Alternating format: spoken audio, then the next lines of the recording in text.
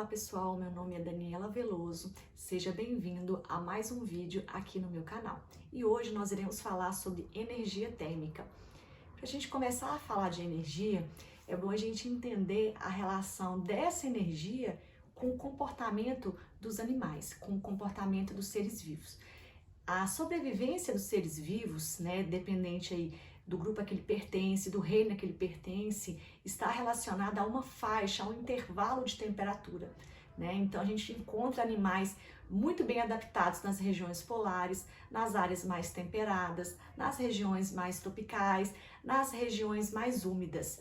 Esses seres vivos, ao longo dos anos, eles foram se adaptando àquelas condições, Então eles possuem estruturas, eles possuem características físicas, características hormonais, que são capazes de propiciar a sua sobrevivência àquela condição a que eles são submetidos, Então, dentro desse fator temperatura, nós temos duas classificações, Nós temos aquela classificação de seres vivos que conseguem manter constante a temperatura do seu corpo, São aqueles seres vivos chamados de endotérmicos. Aí, no caso, incluindo nós, animais mamíferos e as aves, Então, você pode ir para um lugar onde a temperatura está marcando lá, por exemplo, 40 graus Celsius e a temperatura do seu corpo não vai oscilar, De acordo com a temperatura do ambiente. Então, nós conseguimos manter constante essa temperatura.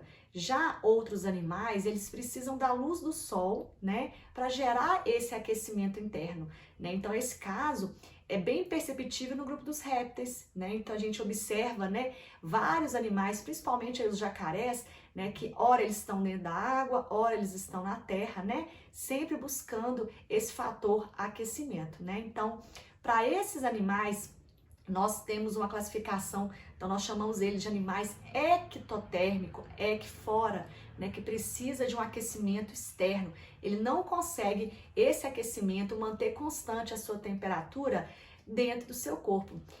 Os ectotérmicos, antigamente, eles eram chamados de animais de sangue frio, Principalmente aí os répteis. Ainda dentro dessa estratégia de sobrevivência em relação à temperatura, nós temos aqueles animais aí bem representados pelos ursos, Os ursos que vivem nas regiões polares, eles realizam, um processo aí fisiológico chamado de hibernação.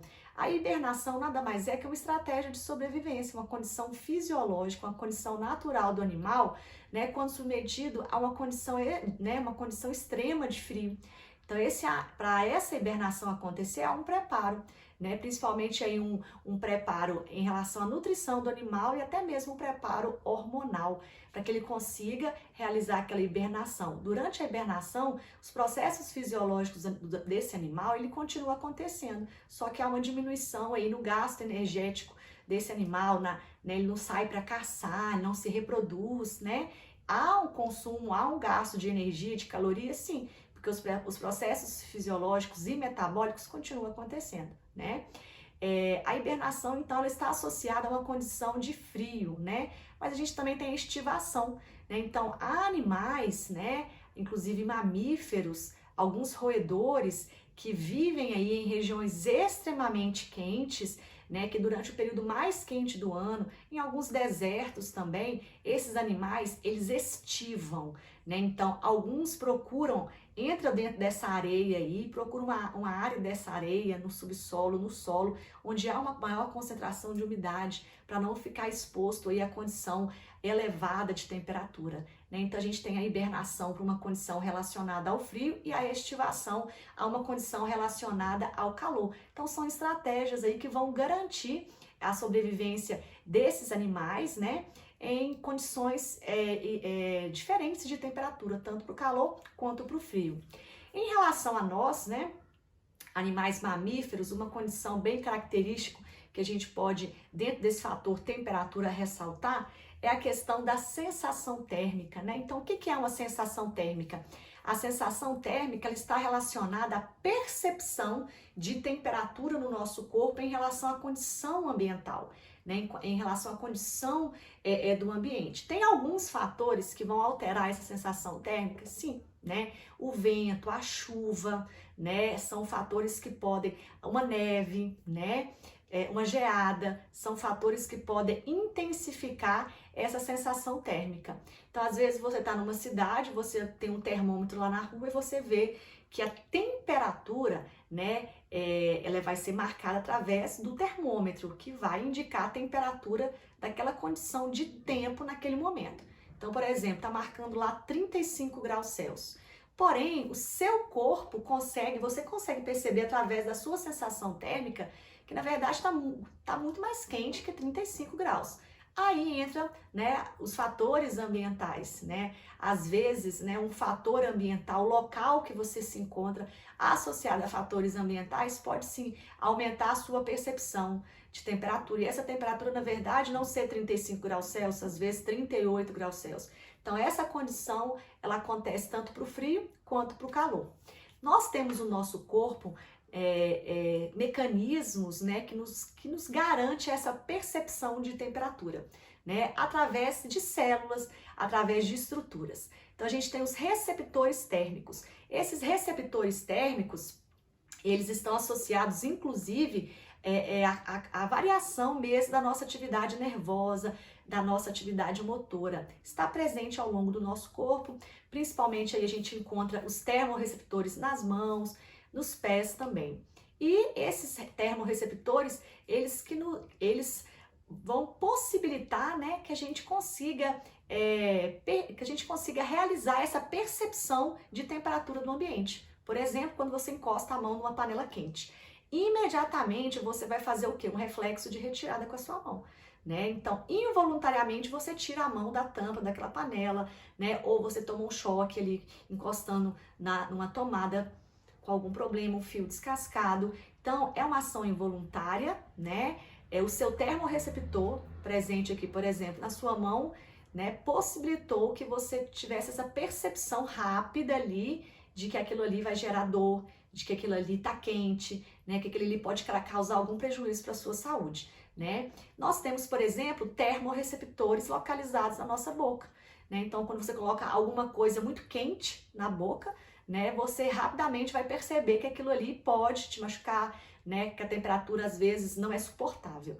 E a gente também tem outros receptores. A gente está falando aqui dos termorreceptores, mas a gente tem, por exemplo, os quimiorreceptores, ok?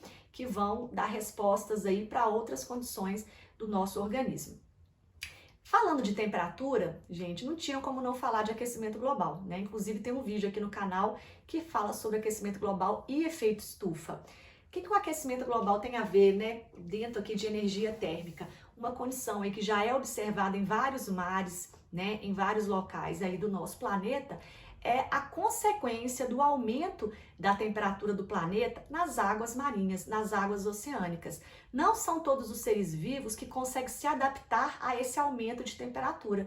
E um exemplo desses seres vivos que não conseguem, muitas espécies, né, que não conseguem se adaptar, foram os corais, né? Então, muitos mares, né, os biólogos marinhos, eles já mostram aí através de vários vídeos gravados aí no fundo do mar o branqueamento dos corais e a morte de várias espécies de algas, né, de micro-organismos, de alguns crustáceos, né, ou seja, seres vivos que não conseguiram suportar esse aumento de temperatura nas águas oceânicas. O branqueamento dos corais é perceptível, né?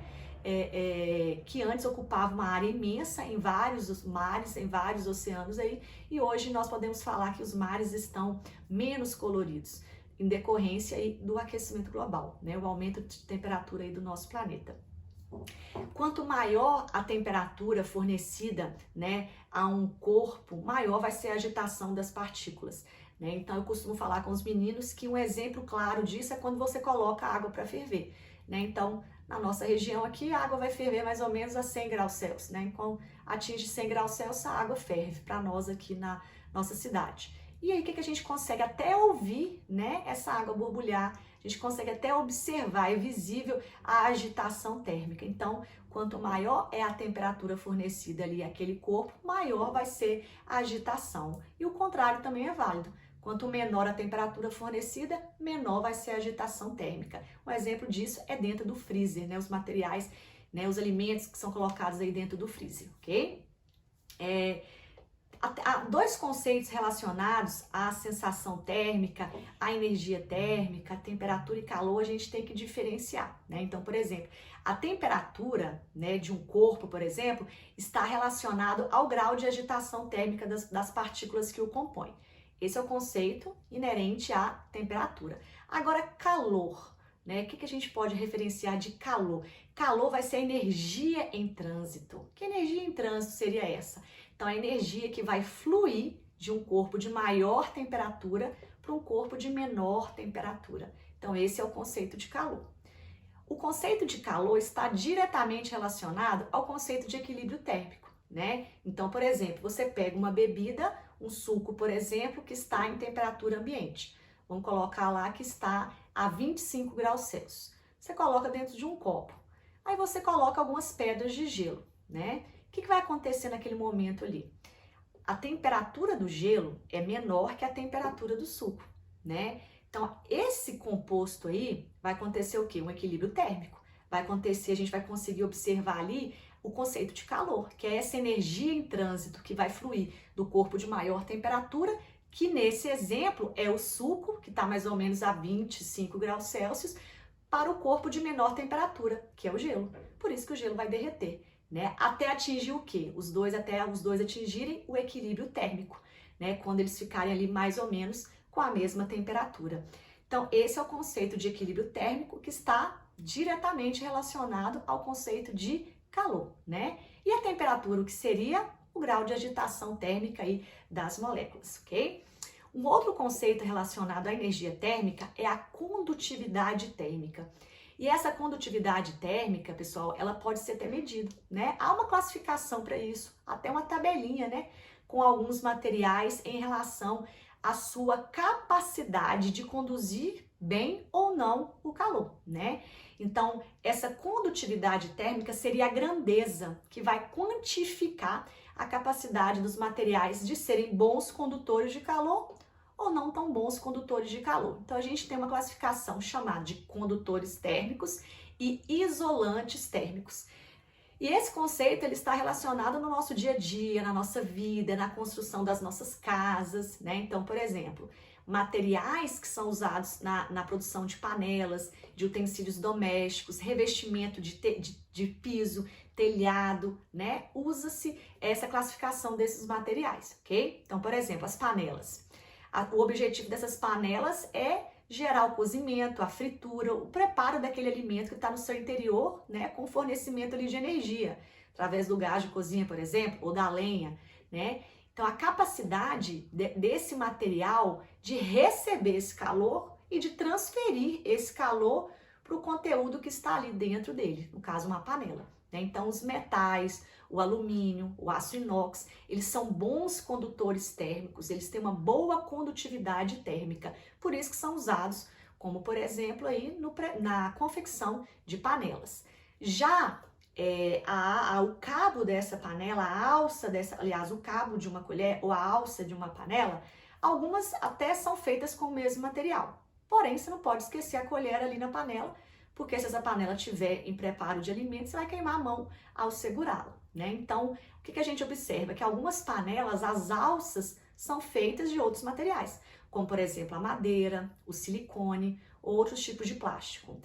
Os utensílios domésticos, as colheres que são usadas no preparo dos alimentos, algumas, né, são feitas de madeira, de silicone, porque eles são isolantes, então aquela temperatura ali daquela panela, né, vai ter dificuldade ao passar para aquele material, já que ele não é um bom condutor térmico, né?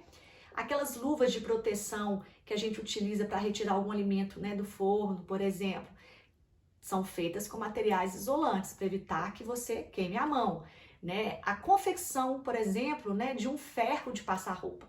Os materiais que compõem um ferro de passar roupa obedecem a esses critérios. A base do ferro, né, que vai receber aquele calor, né, da energia elétrica ali, por exemplo, e vai transferir para o tecido para ser desamarrotado, por exemplo, precisa ser um ótimo condutor de calor, né? Que seja um ferro, que seja um alumínio, né? Alguns até são de cerâmica também, né? Tem que ter uma boa condutividade térmica, tem que ter uma boa eficiência térmica. Já a alça do ferro que você vai segurar, ela não pode queimar sua mão, né? Então são materiais o quê? Materiais plásticos, materiais isolantes, né? Para facilitar ali aquele processo. Então esses dois conceitos, condutividade térmica, né? Estão relacionados às propriedades desses materiais, que é a capacidade de conduzir ou não o calor. Bom, esse foi o tema da nossa aula de hoje, energia térmica. Espero que vocês tenham gostado. Convido a vocês a se inscreverem no nosso canal. Se você ainda não é inscrito, faça a sua inscrição e venha fazer parte aqui, né, das nossas aulas de ciência. Se você gostou desse vídeo, deixa seu like. Um beijo grande para vocês, fiquem com Deus e até a próxima aula de ciências. Tchau!